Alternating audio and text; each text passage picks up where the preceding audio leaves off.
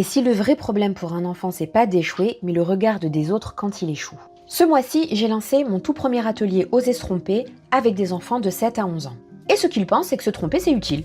Mais en même temps, ils ont peur qu'on les juge, qu'on se moque, peur d'être moins bien que les autres. Ils ont intégré que l'erreur fait partie de l'apprentissage, mais au fond d'eux, ça coince. Il y a un décalage entre ce qu'ils pensent et ce qu'ils ressentent. Et c'est pas anodin. Ça les freine dans leur élan, ça les pousse à rester dans ce qu'ils savent déjà faire, à chercher la bonne réponse au lieu de chercher tout court et de prendre des risques, et parfois, ça abîme un petit peu la confiance qu'ils ont en eux. Alors maintenant que ce constat est posé, je sais où je vais les emmener. Déjà, à se questionner. Pourquoi on a peur de se tromper si c'est utile? Cette question permet de prendre conscience du poids du regard des autres. Et donc, on peut commencer à réfléchir à ce problème et à comprendre que ce regard peut nous être utile, mais qu'il faut garder une juste distance avec. Pour y arriver, je crée un cadre sécurisant où la recherche et le doute ont le rôle principal. Je valorise les essais, les doutes et les j'ai essayé même si je suis pas sûre. Et j'invente des petits rituels pour dédramatiser l'erreur. Ça va, c'est pas très grave. Et une de mes astuces, c'est d'assumer les miennes. Assumer mes propres doutes aide les enfants à assumer les leurs. Alors c'est que le début de la séquence, il y a encore plein de choses à partager avec eux. D'ailleurs en ce moment, ils m'aident à créer une activité pour d'autres enfants, c'est trop bien. Et je vous partagerai l'avancée de ce projet qui va donner naissance à un très joli cahier pour apprendre à faire de ces erreurs des amis. Si t'as envie de leur offrir des espaces de réflexion, tu peux télécharger mon cours gratuit